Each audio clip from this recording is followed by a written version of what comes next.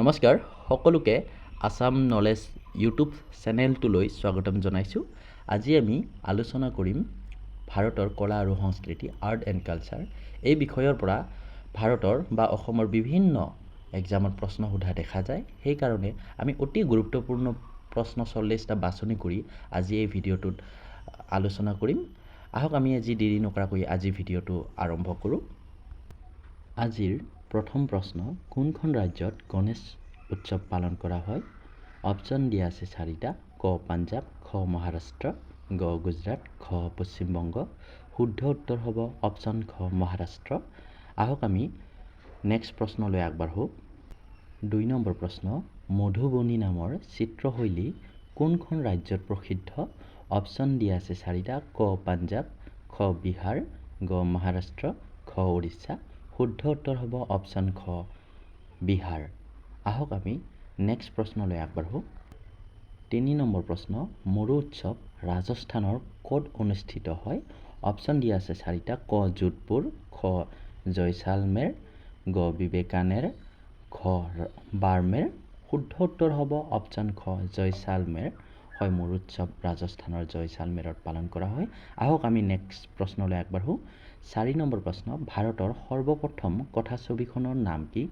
Option দিয়া আছে 4টা। ক জয়মতী, খ ৰাজা হৰিশ্চন্দ্ৰ, গ দ্য জাজ সিংগাৰ, খ জামাই ষষ্ঠী।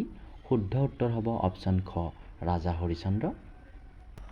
আহক আমি 5 নম্বৰ প্ৰশ্নলৈ আগবাঢ়োঁ। 5 নম্বৰ প্ৰশ্ন, ভাৰতৰ সৰ্বপ্ৰথম সবাক কথাছবিখনৰ নাম কি? অপশ্যন দিয়া আছে 4টা। ক জয়মতী, খ আলম আৰা, গ লংকা দাহন, খ গংগাবৰ্তন। শুদ্ধ উত্তৰ হ'ব অপশ্যন খ আলম আৰা। আহক আমি নেক্সট প্ৰশ্নলৈ আগবাঢ়োঁ। 6 নম্বৰ প্ৰশ্ন, বাঙালী ভাষাৰ প্ৰথম কথাছবিখনৰ নাম কি? অপশ্যন দিয়া আছে 4টা। ক পথেৰ পাঁচালী, খ জামাই ষষ্ঠী, গ আলম আৰা, খ দেনা পাওনা। শুদ্ধ উত্তৰ হ'ব খ জামাই ষষ্ঠী। আহক আমি নেক্সট প্ৰশ্নলৈ আগবাঢ়োঁ।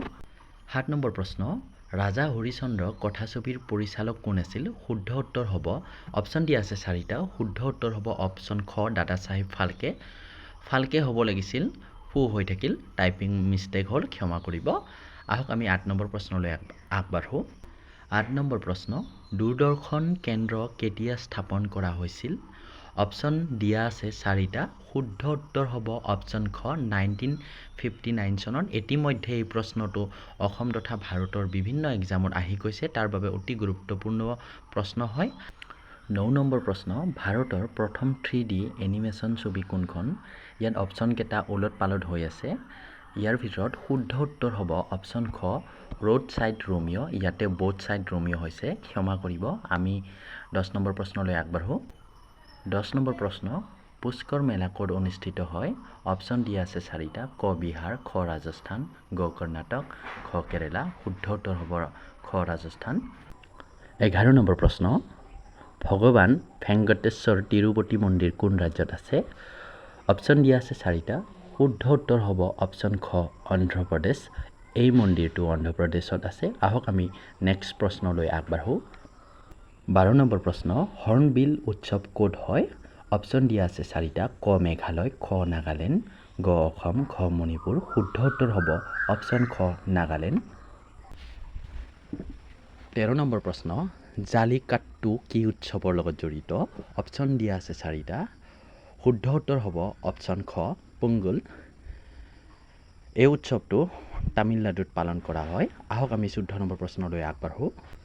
14 নম্বৰ প্ৰশ্ন, অস্কাৰ পুৰস্কাৰৰ বাবে মনোনীত প্ৰথম ভাৰতীয় কথাছবিখনৰ নাম কি? অপশ্যন দিয়া আছে 3টা। ক্ষমা কৰিব, আমাৰ ইয়াত অপশ্যন দিয়াত ভুল হ'ল। ইয়াৰে শুদ্ধ উত্তৰ হ'ব অপশ্যন খ মাদাৰ ইণ্ডিয়া। আহক আমি নেক্সট প্ৰশ্নলৈ আগবাঢ়োঁ। 15 নম্বৰ প্ৰশ্ন, অস্কাৰ পুৰস্কাৰ লাভ কৰা প্ৰথম ভাৰতীয় কোন? অপশ্যন দিয়া আছে 4টা। শুদ্ধ উত্তৰ হ'ব অপশ্যন খ ভানু আথিয়া। আহক আমি নেক্সট প্ৰশ্নলৈ আগবাঢ়োঁ। 16 নম্বৰ প্ৰশ্ন, কোন চনৰ পৰা অস্কাৰ পুৰস্কাৰ আৰম্ভ হৈছিল? অপশ্যন দিয়া আছে 4টা। ক 1901, 1929, 1931, 1950। শুদ্ধ উত্তৰ হ'ব অপশ্যন খ 1929। আহক আমি নেক্সট প্ৰশ্নলৈ আগবাঢ়োঁ। 17 নম্বৰ প্ৰশ্ন, অস্কাৰ পুৰস্কাৰ কিমানটা বিভাগত দিয়া হয়? অপশ্যন দিয়া আছে 4টা। ইয়াৰে শুদ্ধ উত্তৰ হ'ব অপশ্যন খ 24টা। অস্কাৰ পুৰস্কাৰ প্ৰায় 24টা বিভাগত দিয়া হয়। আহক আমি নেক্সট প্ৰশ্নলৈ আগবাঢ়োঁ। 18 নম্বৰ প্ৰশ্ন, দূৰদৰ্শন যোগে প্ৰচাৰিত প্ৰথম অনুষ্ঠান কি আছিল? অপশ্যন দিয়া আছে 4টা। ক এছিয়ান গেমছ, খ ৰংগলী, গ কৃষি দৰ্শন, খ হামলোক টেলিফিল্ম। শুদ্ধ উত্তৰ হ'ব অপশ্যন গ কৃষি দৰ্শন। আহক আমি নেক্সট প্ৰশ্নলৈ আগবাঢ়োঁ। 19 নম্বৰ প্ৰশ্ন, 2017 চনৰ শ্ৰেষ্ঠ চিনেমাৰ অস্কাৰ কোনে লাভ কৰিছিল? অপশ্যন দিয়া আছে 4টা। শুদ্ধ উত্তৰ হ'ব অপশ্যন খ দ্য শ্বেপ অৱ ৱাটাৰ। আহক আমি নেক্সট প্ৰশ্নলৈ আগবাঢ়োঁ। 20 নম্বৰ প্ৰশ্ন, ভাৰত চৰকাৰে কোন চনৰ পৰা ৰাষ্ট্ৰীয় ফিল্ম পুৰস্কাৰ প্ৰচলন কৰে? অপশ্যন দিয়া আছে 4টা। ক 1972, খ 1973, গ 1950, খ 1980। শুদ্ধ উত্তৰ হ'ব অপশ্যন খ 1973। আহক আমি নেক্সট প্ৰশ্নলৈ আগবাঢ়োঁ। 21 নম্বৰ প্ৰশ্ন, সত্যজিৎ ৰায়ে কিমানটা ৰাষ্ট্ৰীয় ফিল্ম পুৰস্কাৰ লাভ কৰিছিল? অপশ্যন দিয়া আছে 4টা। ক 10টা, খ 32টা, গ 8টা, খ 12টা। শুদ্ধ উত্তৰ হ'ব অপশ্যন খ 32টা। আহক আমি নেক্সট প্ৰশ্নলৈ আগবাঢ়োঁ। 22 নম্বৰ প্ৰশ্ন, ফিল্ম ফেয়াৰ পুৰস্কাৰ কেতিয়াৰ পৰা প্ৰচলন হৈছিল? অপশ্যন দিয়া আছে 4টা। ক 1950, খ 1954, গ 1952, খ 1960। শুদ্ধ উত্তৰ হ'ব অপশ্যন খ 1954। আহক আমি নেক্সট প্ৰশ্নলৈ আগবাঢ়োঁ।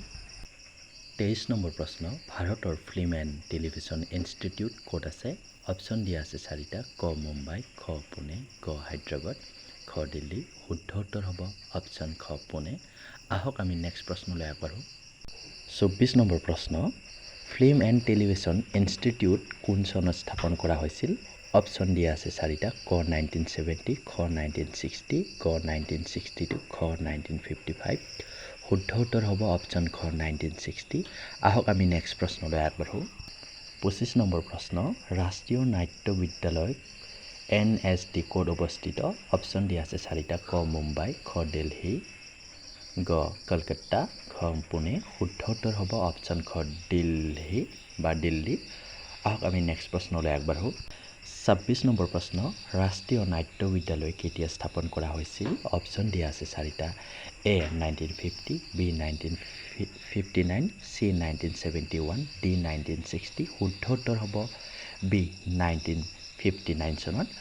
আহক আমি নেক্সট প্ৰশ্নলৈ আগবাঢ়োঁ।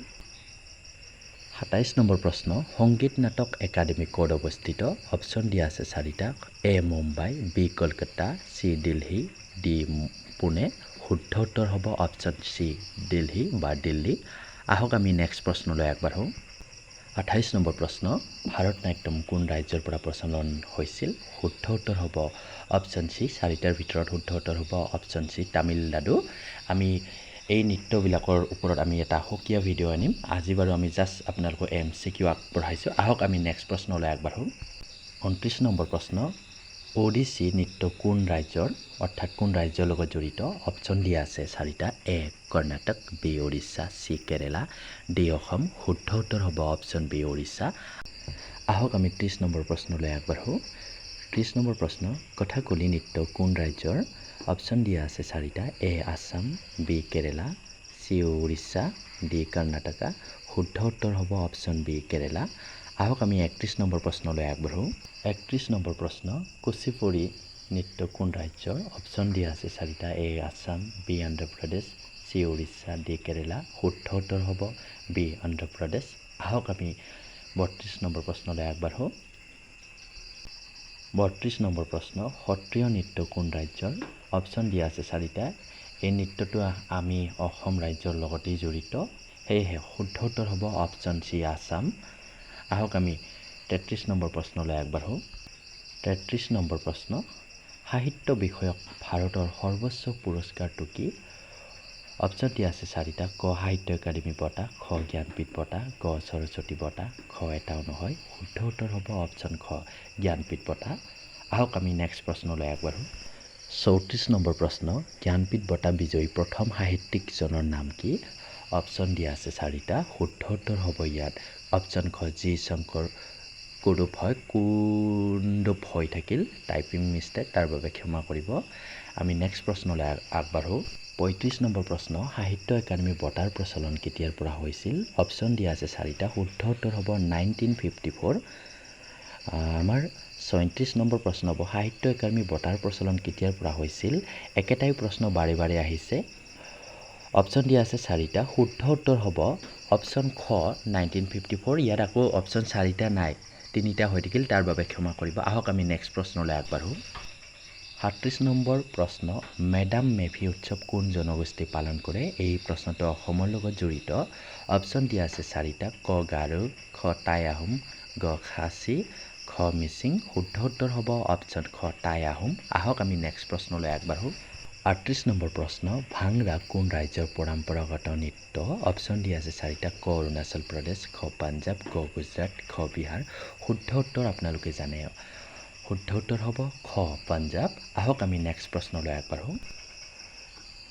39 নম্বৰ প্ৰশ্ন লাৱনী কোন ৰাজ্যৰ পৰম্পৰাগত নৃত্য অপশ্যন দিয়া আছে 4টা A Odisha B Bihar C Maharashtra D Kashmir শুদ্ধ উত্তৰ হ'ব অপশ্যন চি মহাৰাষ্ট্ৰ আহক আমি নেক্সট প্ৰশ্নলৈ আগবাঢ়ো আজিৰ ভিডিঅ'ৰ শেষৰ প্ৰশ্ন ডাণ্ডিয়া কোন ৰাজ্যৰ পৰম্পৰাগত নৃত্য অপশ্যন দিয়া আছে 4টা শুদ্ধ উত্তৰ হ'ব অপশ্যন চি গুজৰাট আজি আমি ভাৰতৰ আৰ্ট এণ্ড কালচাৰৰ প্ৰায় 40টা প্ৰশ্ন আলোচনা কৰিছোঁ এই প্ৰশ্নৰ কোনো ধৰণৰ ডাটা আমি দিয়া নাই বা তথ্য দিয়া নাই আমি নেক্সট আৰ্ট এণ্ড কালচাৰৰ প্ৰায় 400 প্ৰশ্ন লৈ আনিম য'ত আমাৰ ডাটা থাকিব আৰু ডাটাৰ জৰিয়তে গোটেইখিনি আমাৰ আৰ্ট এণ্ড কালচাৰৰ প্ৰশ্ন আমি শেষ কৰি দিম ক্লিয়াৰ কৰি দিম তাৰ বাবে আমি আপোনালোক প্ৰায় সদায় চেষ্টা চলাই আছোঁ